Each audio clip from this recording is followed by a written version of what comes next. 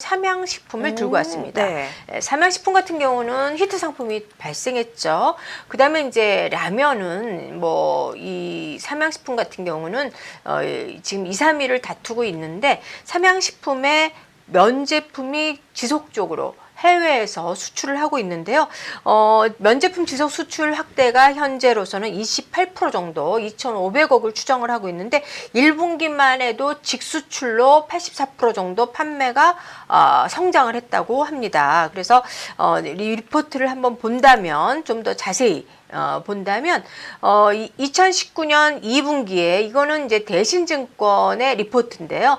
현재 2분기 삼양식품 매출 구성을 가지고 있는 건 1,349억 정도. 그러니까 이 회사는 불닭볶음면 하나의 히트 상품으로 전 세계적으로 히트를 치고 있어서 유통 채널도 직접적으로 직매출 사가서 이쪽에서 재고를 껴안지 않고 사간 쪽에서 재고를 껴안을 수 있는 그런 제품 유통망을 가지고 있다라는 거죠. 그 다음에 이제 중국 총판의 유통 채널 특성상 기저부담에도 중국 수출이 9% 이상 증가가 됐다는 거죠. 중국의 인구가 워낙 많기 때문에 이 매운맛을 중국인들이 맛본다면 액상수프의 맛을 모르죠. 또 카피를 해서 불닭볶음면 이렇게 나왔는데 네. 불닭볶은 면인데 이 과거에도 보면 유사품이 많이 나오잖아요. 그러니까 네. 뭐 불닭 꼬꼬면 뭐 이렇게 나올 수도 있는 거잖아요. 그러니까 이런 중국에서의 이런 망을 잘 관리를 한다면 성장이 계속해서 나올 것이다.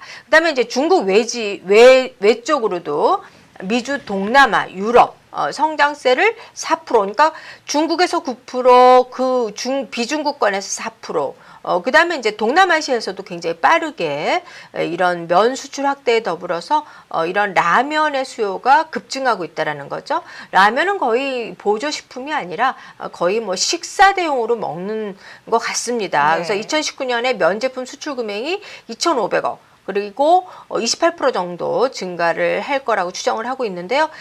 이런 소폭 상향을 한다고 하지만 수출 국가 비중이 가장 높은 게 이제 중국인데 전반적으로 중국에서의 성장성이 따박따박 나온다면 이 삼양식품은 이런 그 오리온 초코파이처럼 계속해서 성장하지 않을까라고 생각을 합니다. 그래서 이 회사의 이런 성장성을 쭉 본다면 계속해서 전년 대비 큰 폭으로 성장을 가져갈 것이다 라고 보여지고 있고요.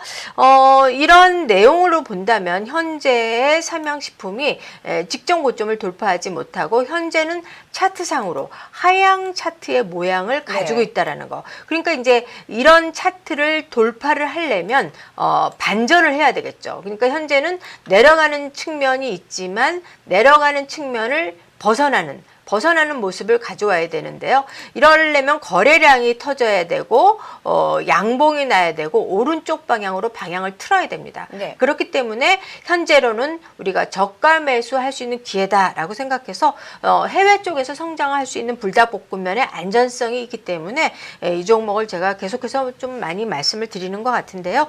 68,000원 이하라면 좀 분할 매수해서 조금씩 한 방에 사지 마시고 그 다음에 목표가 8만 원에서 아까 리포트도 12만 원까지 열어놨죠.